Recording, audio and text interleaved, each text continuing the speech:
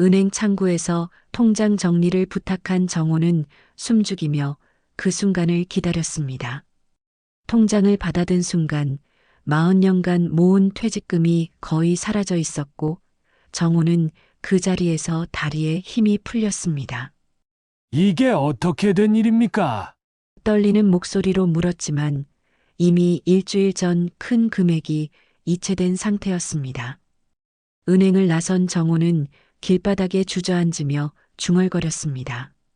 내 인생이 이렇게 허무해야 했나? 그날 밤 정호는 차라리 자신이 사라지는 게 낫지 않을까 하는 절망 속에서 밤새 울며 지냈습니다. 사연이 이제부터 시작합니다. 시작 전 여러분들의 구독과 좋아요를 부탁드립니다. 이 채널을 운영하는 큰 힘이 됩니다. 새벽 5시 정호는 또다시 눈을 떴습니다. 40년간 몸에 밴 습관이었죠. 허름한 단칸방 천장을 바라보며 한숨을 내쉬었습니다.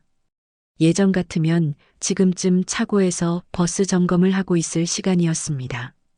오늘도 또 이렇게 시작되는구나.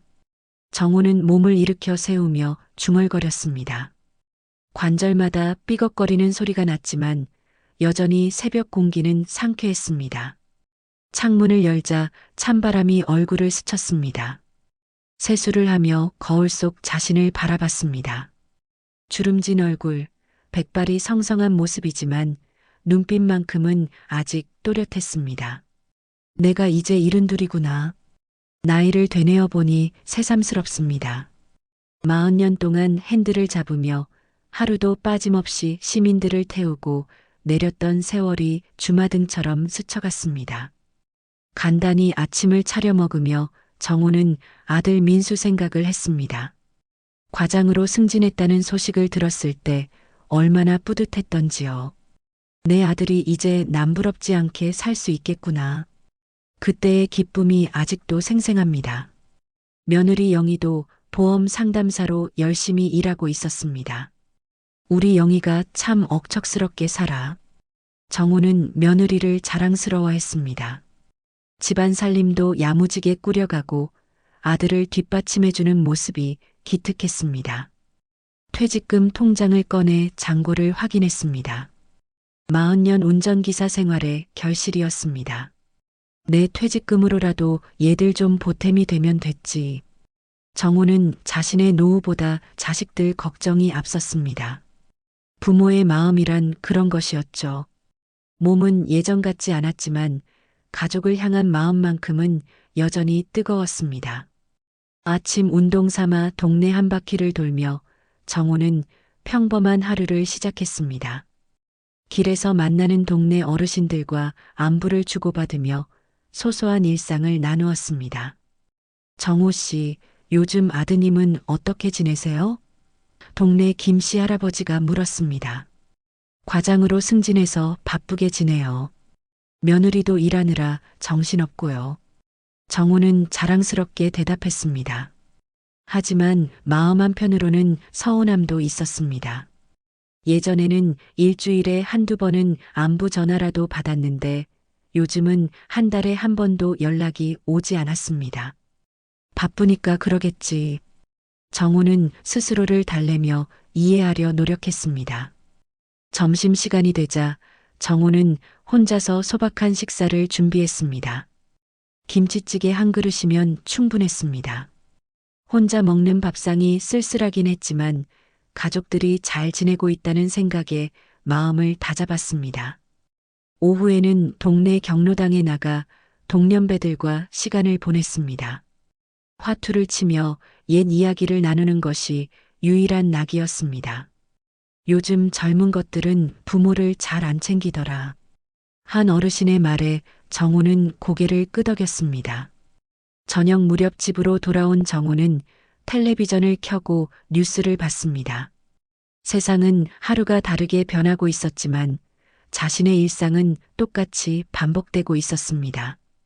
가끔 아들에게 전화를 걸고 싶었지만 바쁠까봐 참았습니다. 밤이 깊어가며 정호는 하루를 마무리했습니다. 내일도 비슷한 하루가 기다리고 있을 것이었습니다. 평범하지만 평온한 일상이었죠. 하지만 정호는 알지 못했습니다. 이런 평온한 날들이 얼마 남지 않았다는 것을 말입니다. 그로부터 일주일 후 정호는 갑작스러운 복통으로 병원에 실려갔습니다. 맹장염이었죠. 다행히 큰 수술은 아니었지만 72의 나이에는 작지 않은 일이었습니다.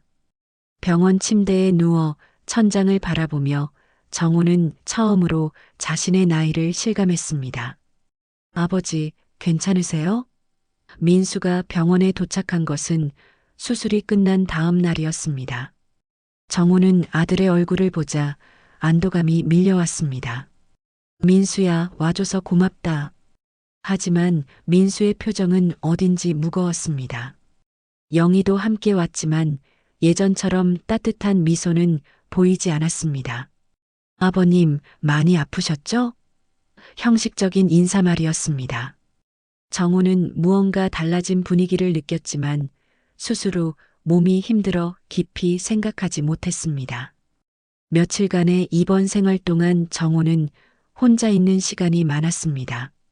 민수는 회사 일이 바쁘다며 하루에 한 번 잠깐씩만 들렀고 영희는 아예 얼굴을 보이지 않았습니다.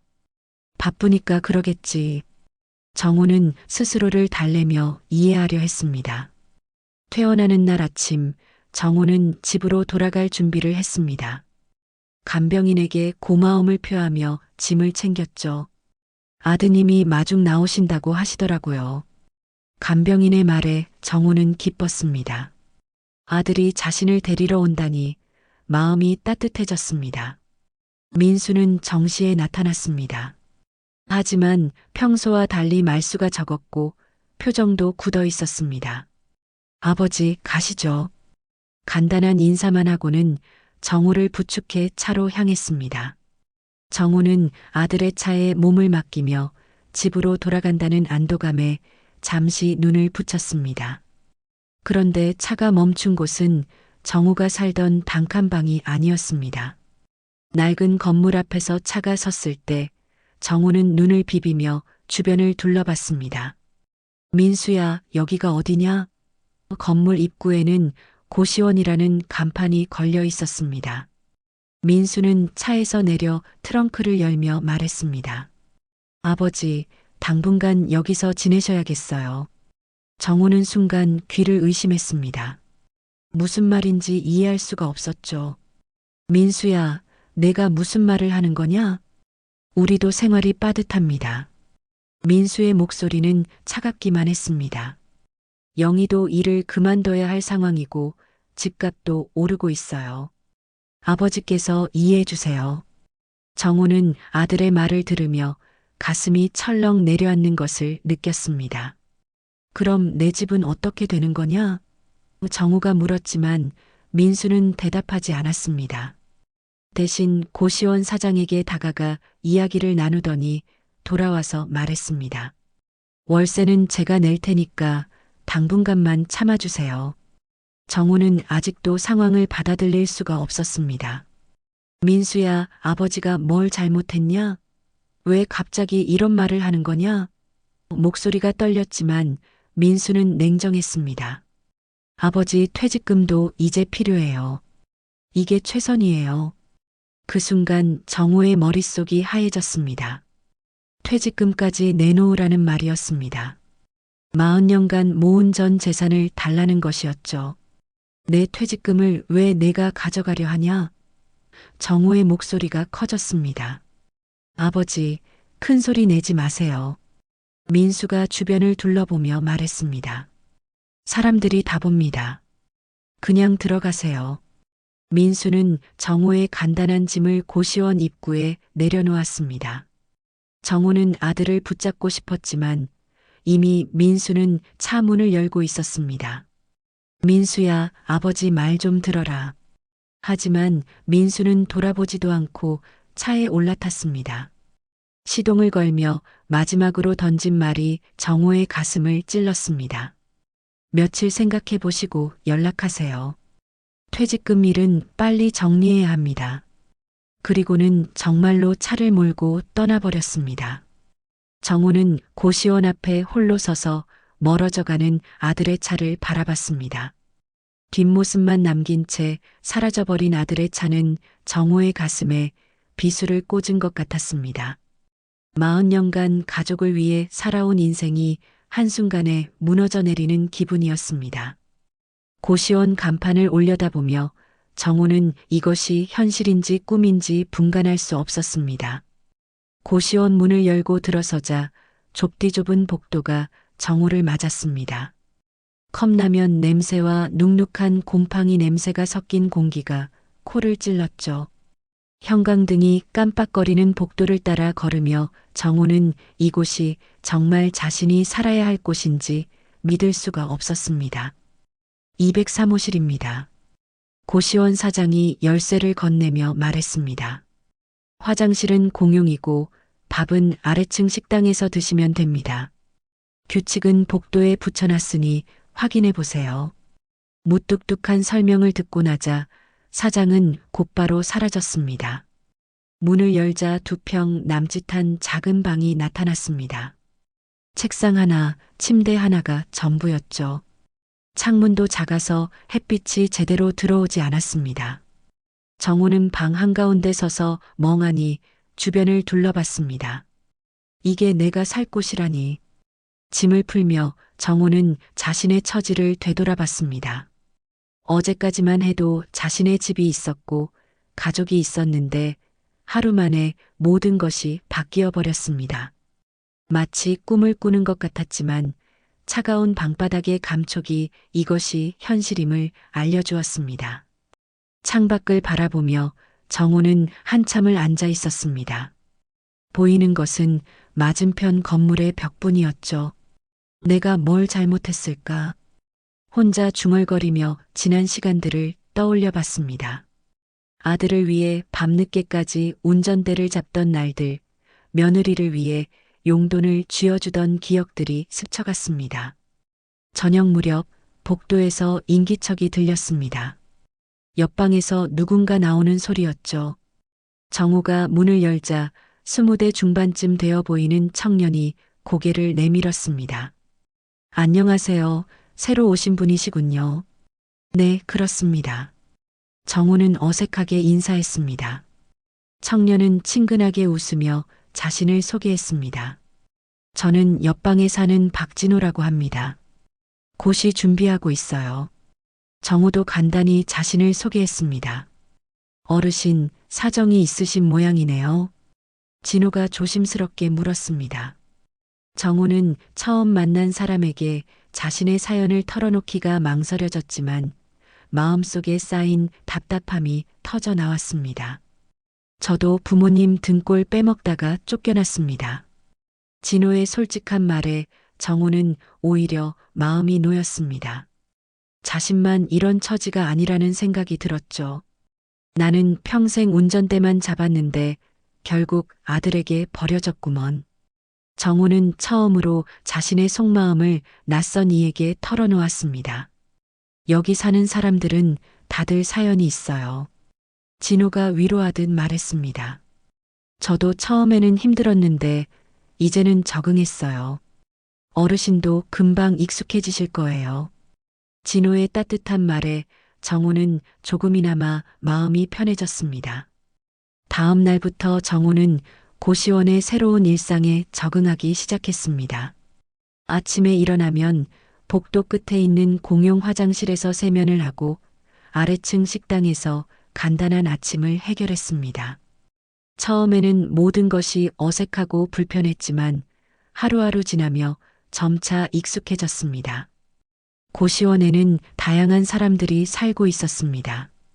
진호처럼 고시를 준비하는 청년들, 직장을 구하지 못한 중년 남성들, 그리고 정우처럼 가족에게 버림받은 어르신들까지 각자의 사연은 달랐지만 모두 어려운 처지에 있다는 공통점이 있었습니다.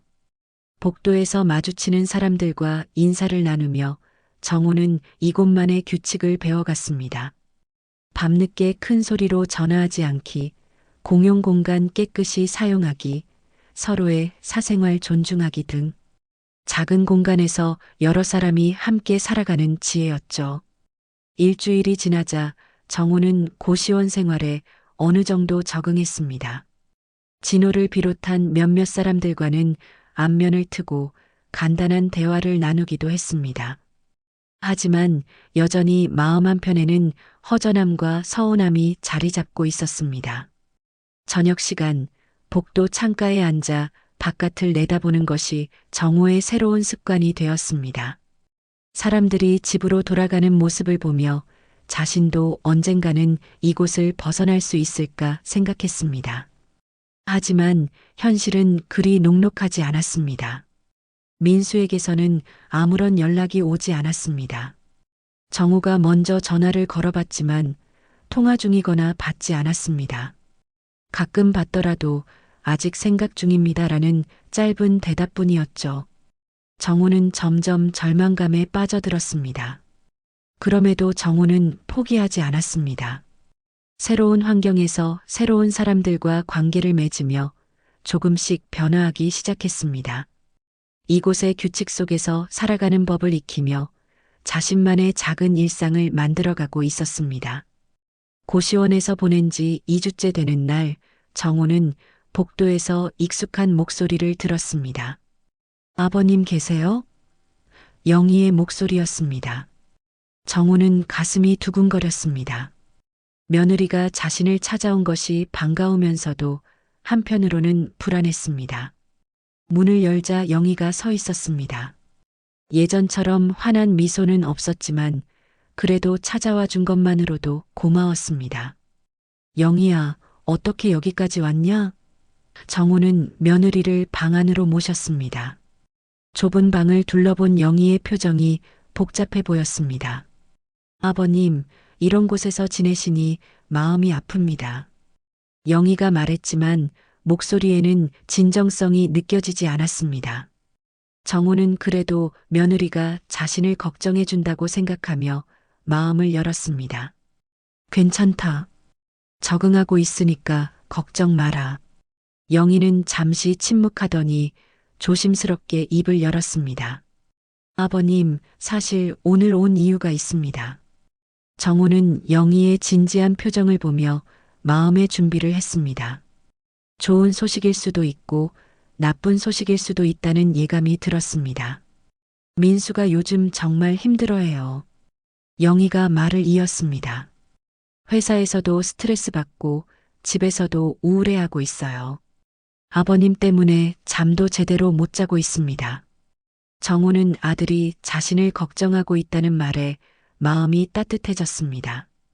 그럼 민수가 나를 다시 받아주려는 거냐? 정우가 기대감을 담아 물었습니다. 하지만 영희는 고개를 저었습니다. 그게 아니에요, 아버님. 상황이 더 복잡해졌습니다. 영희의 말에 정우의 마음이 다시 가라앉았습니다. 영희는 깊은 숨을 쉬더니 본론을 꺼냈습니다. 아버님, 죄송해요. 하지만 민수도 힘들어요. 집값은 계속 오르고 생활비는 부족하고 저도 일자리를 잃을 위기에 있어요. 정우는 영희의 말을 들으며 불안한 예감이 현실이 되어가는 것을 느꼈습니다. 퇴직금이라도 주셔야 우리 살 길이 열립니다. 영희의 말이 떨어지자 정우의 눈빛이 차갑게 변했습니다. 결국 퇴직금 이야기였습니다. 며느리가 자신을 걱정해서 온 것이 아니라 돈을 요구하러 온 것이었습니다. 내 퇴직금은 너희 살라고 모은 게 아니다. 정호의 목소리가 낮아졌습니다. 40년간 모은 소중한 돈이었습니다. 자신의 노후를 위해, 혹시 모를 위급한 상황을 위해 아껴둔 마지막 보루였죠. 영희는 당황하며 변명했습니다. 아버님, 저희도 어쩔 수 없어요. 은행 대출 금리는 오르고 민수 월급만으로는 생활이 안 돼요. 조금만 도와주시면 안 될까요? 하지만 정호의 마음은 이미 굳어져 있었습니다. 내가 힘들어도 너희까지 그렇게 변할 줄은 몰랐다. 정호의 말에 영희는 얼굴이 붉어졌습니다. 아버님, 저희가 변한 게 아니에요. 현실이 이래요. 돈 없이는 살 수가 없어요. 영희의 목소리도 점점 날카로워졌습니다. 정우는 분노와 배신감이 끓어오르는 것을 느꼈습니다. 자신을 고시원에 버린 것도 모자라 이제는 퇴직금까지 빼앗으려 한다니. 너희가 나를 이런 곳에 버려놓고도 부족해서 내 돈까지 가져가려 하냐? 아버님, 그런 식으로 말씀하시면 안 돼요. 영희도 목소리를 높였습니다. 저희도 아버님을 모시고 싶어요. 하지만 경제적으로 여유가 없다고요. 이해해 주세요. 하지만 정우에게는 모든 것이 핑계로 들렸습니다. 나가라. 정우가 냉정하게 말했습니다. 더 이상 할 말 없다. 내 퇴직금에 손대지 마라.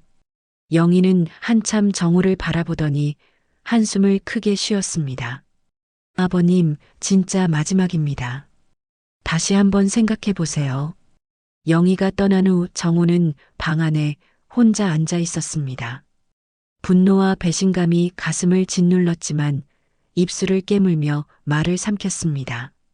소리내어 울고 싶었지만 옆방에 사는 진우가 들을까봐 참았습니다. 대신 정우는 서랍에서 오래된 수첩을 꺼냈습니다. 버스 기사 시절부터 써오던 낡은 수첩이었죠. 펜을 들고 무언가를 적기 시작했습니다. 첫 줄에는 내가 당한 일들이라고 적혀 있었습니다. 그날 밤 정우는 잠들지 못했습니다. 천장을 바라보며 지난 시간들을 되돌아봤습니다.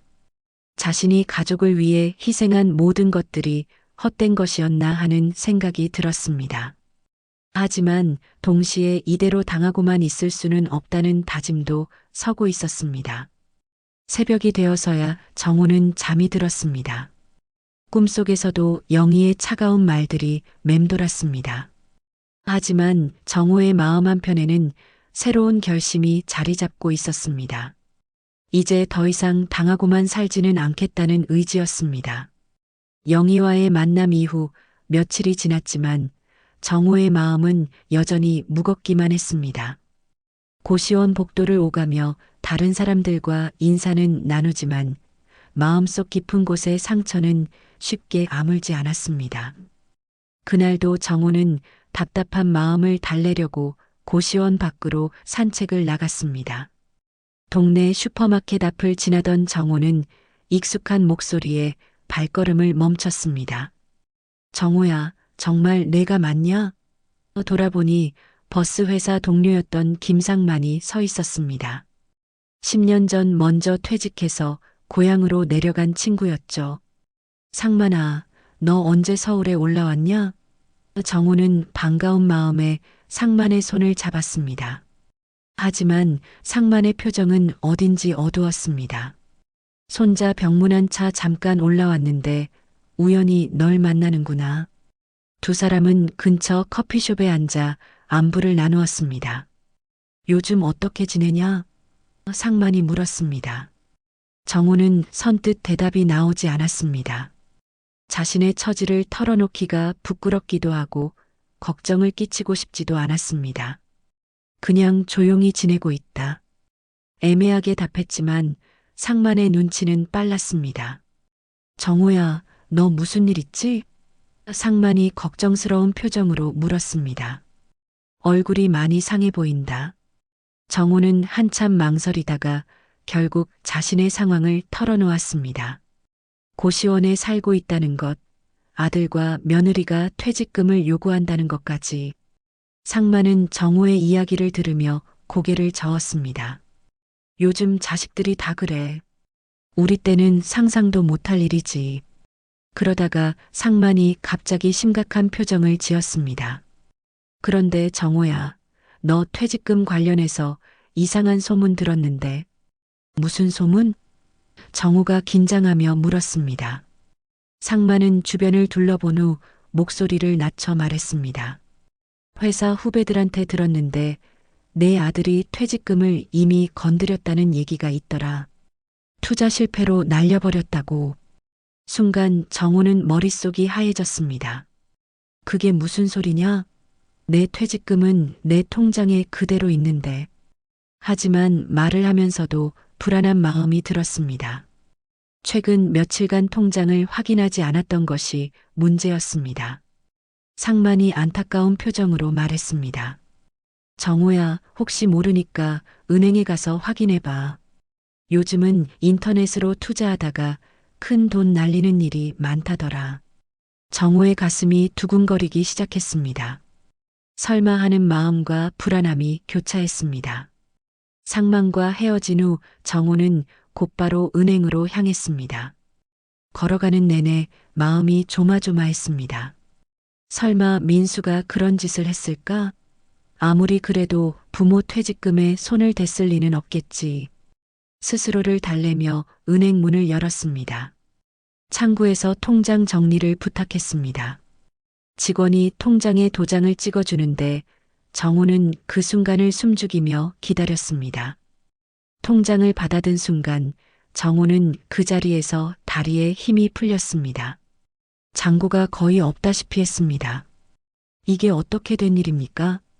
정호는 떨리는 목소리로 직원에게 물었습니다.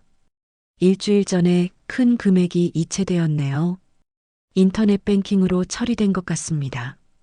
직원의 설명에 정호는 현실을 받아들일 수가 없었습니다. 은행을 나선 정호는 길바닥에 주저앉고 말았습니다. 지나가던 사람들이 걱정스러운 눈으로 바라봤지만 정호에게는 아무것도 보이지 않았습니다.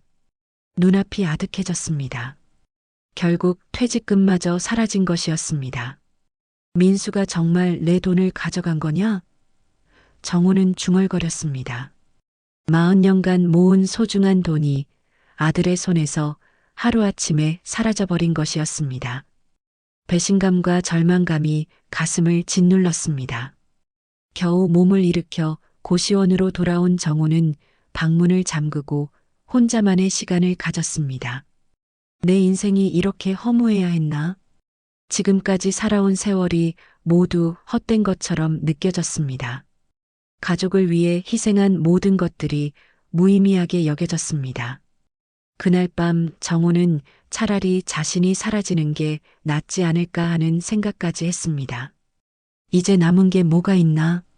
집도 없고 돈도 없고 가족도 나를 버렸는데. 절망의 나락에서 정호는 밤새 울며 지냈습니다. 새벽이 되어서야 정호는 잠이 들었습니다. 꿈속에서도 텅 빈 통장과 아들의 차가운 표정이 맴돌았습니다. 하지만 정호는 아직 몰랐습니다. 이 절망의 순간이 새로운 시작의 전환점이 될 것이라는 사실을 말입니다. 옆방에서 진호가 아침 일찍 나가는 소리가 들렸습니다. 젊은이들의 부지런한 발걸음 소리가 정호에게는 묘한 자극이 되었습니다. 저 청년들도 힘든 상황에서 포기하지 않고 있는데 작은 희망의 씨앗이 정호의 마음에 심어지고 있었습니다. 절망적인 밤을 보낸 다음 날 새벽 정호는 평소보다 일찍 잠에서 깼습니다. 옆방에서 진호가 아르바이트를 나가는 소리가 들렸고 복도에서는 다른 청년들도 하루를 준비하는 분주한 발걸음이 이어졌습니다. 정호는 침대에 누워 그 소리들을 들으며 문득 생각했습니다. 저 아이들도 힘든 상황에서 포기하지 않고 있는데 내가 끝까지 무너지면 안 되겠구나. 정호는 천천히 몸을 일으켰습니다.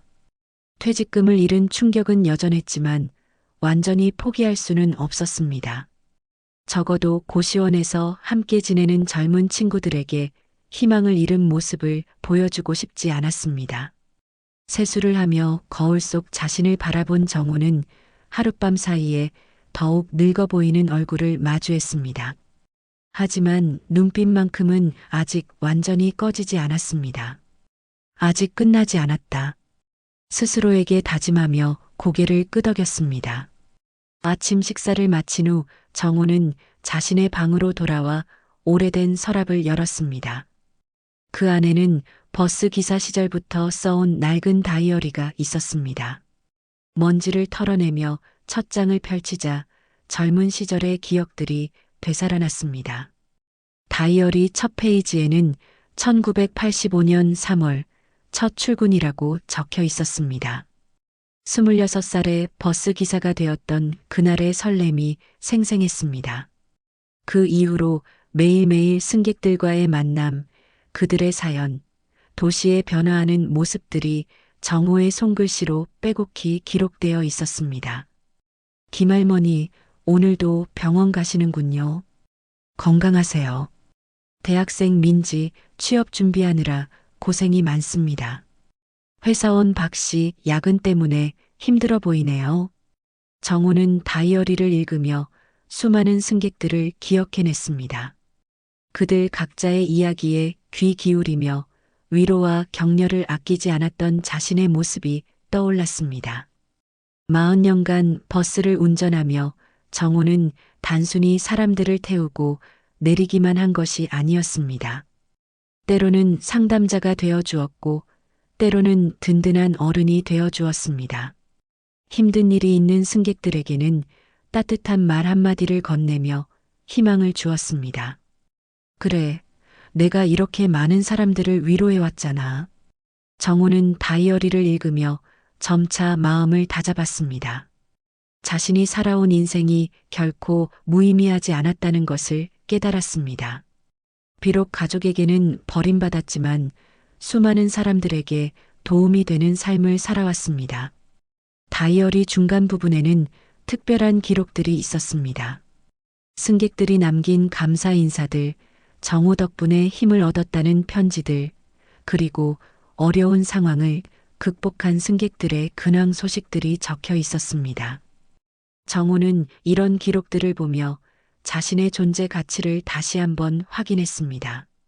내가 할 수 있는 건 아직 남아있다. 정호는 다이어리를 덮으며 중얼거렸습니다. 퇴직금은 잃었지만 40년간 쌓아온 경험과 지혜는 아무도 빼앗을 수 없었습니다. 사람들과 소통하는 능력, 어려운 상황에서도 희망을 찾는 법, 그리고 진심으로 남을 위하는 마음은 여전히 자신 안에 있었습니다. 정호는 책상에 앉아 새로운 계획을 세우기 시작했습니다. 복수라면 복수, 정의라면 정의. 아들이 저지른 일을 그냥 넘어갈 수는 없었습니다. 하지만 단순한 원망이나 복수심이 아니라 올바른 방법으로 진실을 밝혀내고 싶었습니다. 며칠 전 상만이 해준 말을 되새겨봤습니다.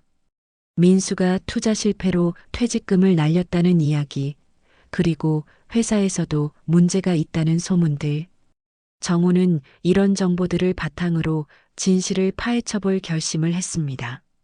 오후에 정호는 고시원 휴게실에서 진호와 마주쳤습니다.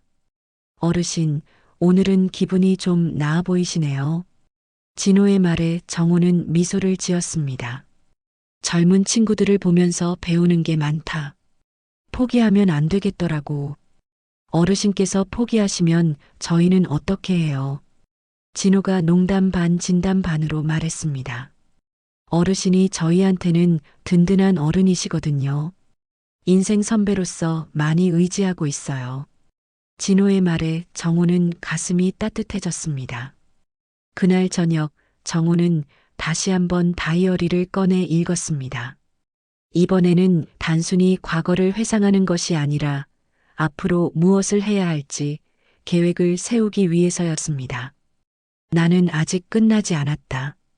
정호는 펜을 들고 새로운 페이지에 글을 쓰기 시작했습니다. 첫 줄에는 새로운 시작이라고 적었습니다. 그 아래에는 앞으로의 계획들을 차근차근 적어나갔습니다. 진실을 밝혀내는 것, 고시원 친구들과 더 가깝게 지내는 것, 그리고 자신만의 새로운 삶을 개척해 나가는 것까지. 밤이 깊어가며 정호는 오랜만에 평온한 마음으로 잠자리에 들었습니다. 절망의 밑바닥에서 다시 일어설 힘을 찾은 것이었습니다. 내일부터는 새로운 정호의 인생이 시작될 것이었습니다. 새로운 다짐을 한 지 며칠 후 정호는 본격적인 행동에 나섰습니다. 고시원에서 알게 된 진호를 비롯한 청년들에게 자신의 상황을 솔직히 털어놓았습니다. 내 아들이 퇴직금을 무단으로 가져가 투자에 실패했다는 소문을 들었습니다. 진실을 밝혀내고 싶어요. 진호는 컴퓨터학과를 전공한 청년이었고 옆방에 사는 김태수는 법학과를 준비하고 있었습니다. 이들은 정호의 이야기를 듣고 분노했습니다. 어르신, 그건 명백한 범죄 행위입니다. 태수가 주먹을 불끈 쥐며 말했습니다. 어르신 아드님 회사가 어디죠? 한번 조사해 볼까요? 진호가 나서서 물었습니다. 정호는 민수가 다니는 회사 이름과 부서를 알려주었습니다. 청년들은 각자의 전문성을 살려 정보 수집에 나섰습니다. 며칠간의 조사 결과 충격적인 사실들이 드러나기 시작했습니다. 민수는 회사에서 허위 매출을 조작하여 성과급을 부정하게 받아왔고 심지어 회사 운영 자금까지 개인 투자에 사용했다는 정황이 포착되었습니다. 어르신, 이건 단순한 개인 문제가 아니에요. 진호가 수집한 자료들을 보며 정호는 경악했습니다. 자신의 퇴직금뿐만 아니라 회사 돈까지 손댄 것이었습니다. 민수가 정말 이런 일을 했단 말이냐? 믿고 싶지 않았지만 증거들은 명확했습니다. 태수는 법적인 측면을 검토한 후 말했습니다. 어르신, 이런 증거들이면 충분히 고발할 수 있어요. 하지만 가족이니까 먼저 직접 대화해 보는 게 좋겠어요. 정호도 그 의견에 동의했습니다. 아직은 아들에게 기회를 주고 싶었습니다.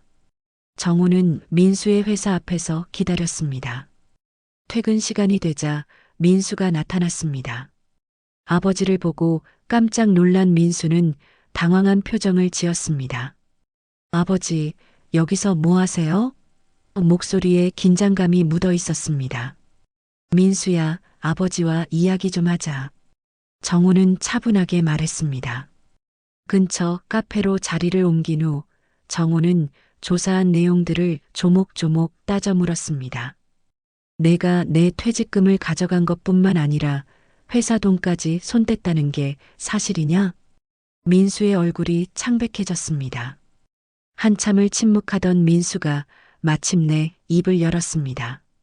아버지, 처음에는 단기간 빌려 쓸 생각이었어요. 투자에 성공하면 모든 걸 돌려놓으려고 했는데 결국 모든 것을 인정했습니다.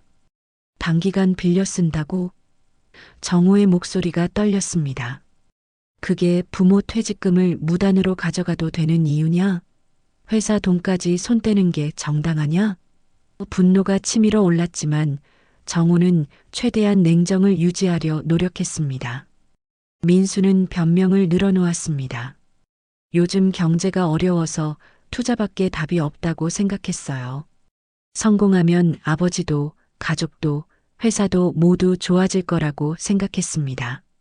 하지만 정호에게는 모든 것이 핑계로 들렸습니다. 민수야, 내가 그렇게 살면 안 된다. 정호가 간곡히 말했습니다. 퇴직금도 내 삶도 모두 거짓 위에 세운 거야. 이렇게 살면 결국 모든 걸 잃게 된다. 하지만 민수는 정호의 말을 받아들이지 않았습니다. 아버지가 뭘 아세요? 민수가 갑자기 소리쳤습니다. 이 세상은 약한 자는 밟히는 겁니다. 정직하게 살면 뒤처질 뿐이에요. 민수의 가치관이 완전히 왜곡되어 있음을 깨달은 정호는 더욱 안타까웠습니다. 그럼 부모를 밟고 올라서는 것도 당연하다는 거냐? 정호의 질문에 민수는 대답하지 못했습니다. 잠시 침묵이 흘렀지만 민수는 끝내 자신의 잘못을 인정하지 않았습니다. 어쨌든 이미 벌어진 일이에요. 아버지도 현실을 받아들이세요. 대화는 평행선을 달렸습니다. 정호는 마지막으로 경고했습니다. 민수야, 내가 조사한 증거들이 다 있다. 스스로 자수하고 잘못을 바로잡아라. 그게 내가 살 길이다. 하지만 민수는 코웃음을 쳤습니다. 그날 밤 정호는 고시원으로 돌아와 청년들과 상의했습니다. 아직도 자신의 잘못을 인정하지 않습니다. 더 이상 기다릴 수 없겠어요. 진호와 태수는 고개를 끄덕였습니다. 그럼 이제 공식적인 절차를 밟아야겠네요. 다음 날 정우와 청년들은 수집한 모든 증거 자료를 정리하여 관련 기관에 제보했습니다. 민수의 회사 비리와 횡령 사실이 세상에 알려지기 시작했습니다. 더 이상 숨길 수 없는 상황이 된 것이었습니다. 며칠 후 민수의 회사에 감사가 들어갔다는 소식이 들려왔습니다. 내부 고발 자료들이 공개되면서 민수의 불법 행위들이 하나둘씩 드러났습니다. 정우는 복잡한 마음이었지만 이것이 옳은 길이라고 확신했습니다. 어르신, 이제 정의가 실현되고 있어요. 태수가 위로하듯 말했습니다. 정우는 고개를 끄덕였습니다. 아들을 고발하는 마음은 아팠지만 더 큰 피해를 막기 위해서는 필요한 일이었습니다. 이제 모든 것이 수면 위로 올라올 시간이었습니다. 민수의 회사 비리가 세상에 알려진 지 일주일 후 정우는 고시원 휴게실에서 뉴스를 보고 있었습니다. 대기업 과장급 직원, 회사 자금 횡령 및 허위 매출 조작 혐의로 구속 뉴스 화면에 민수의 얼굴이 나왔습니다. 정우는 복잡한 심정으로 화면을 바라봤습니다. 며칠 후 영희가 고시원에 찾아왔습니다. 예전과 달리 많이 초라해진 모습이었습니다. 눈이 붓고 얼굴이 상한 것이 며칠간 울었다는 것을 알 수 있었습니다. 아버님, 죄송합니다. 영희는 정우 앞에 무릎을 꿇고 눈물을 흘렸습니다. 영희야, 일어나라. 정우가 며느리를 일으켜 세웠습니다. 비록 배신감이 있었지만 며느리가 이렇게 사죄하는 모습을 보니 마음이 아팠습니다. 민수는 어떻게 됐냐? 정우가 조심스럽게 물었습니다. 구치소에 있어요. 영희가 눈물을 닦으며 대답했습니다. 변호사는 실형이 불가피하다고 해요. 회사 피해 금액이 너무 커서. 영희의 목소리가 떨렸습니다. 아버님, 정말 죄송해요. 저희가 너무 잘못했어요. 정우는 영희의 사죄를 들으며 마음이 복잡했습니다. 화가 나면서도 동시에 안타까웠습니다. 영희야, 이제 와서 사과한다고 달라지는 건 없다. 하지만 내가 진심으로 뉘우치고 있다는 건 알겠다. 정우는 차분하게 말했습니다. 그날 오후 정우는 민수를 면회하러 구치소에 갔습니다. 유리창 너머로 본 아들의 모습은 많이 변해 있었습니다. 며칠 사이에 늙어 보였고 예전의 오만한 모습은 찾을 수 없었습니다. 아버지, 민수가 힘없이 말했습니다. 민수야. 정우는 아들을 바라보며 말했습니다. 이제야 정신이 드냐? 민수는 고개를 숙이고 눈물을 흘렸습니다. 아버지, 저 정말 잘못했어요. 욕심이 너무 컸어요. 처음으로 진심 어린 사과였습니다.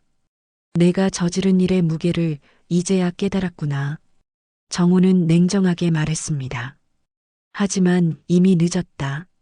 내 선택의 결과를 받아들여야 한다. 민수는 계속 고개를 숙인 채 울기만 했습니다. 면회를 마치고 나온 정우는 무거운 마음으로 고시원으로 돌아왔습니다. 복도에서 진호와 태수를 만났습니다. 어르신, 다녀오셨어요? 진호가 걱정스럽게 물었습니다. 힘드셨죠? 태수도 위로의 말을 건넸습니다. 괜찮다. 정우는 미소를 지으며 대답했습니다. 이제 정말로 끝난 것 같다. 마음이 좀 편해졌어. 실제로 정우의 표정에는 어떤 해방감 같은 것이 느껴졌습니다. 오랫동안 짊어지고 있던 짐을 내려놓은 기분이었습니다. 그날 저녁 정우는 자신의 짐을 정리하기 시작했습니다. 청년들이 궁금해하며 물었습니다. 어르신, 어디 가세요? 정우는 웃으며 대답했습니다. 이제 새로운 시작을 해야지. 여기서 너희들과 지낸 시간이 내 인생의 전환점이었다. 어르신이 없으면 저희는 어떻게 해요?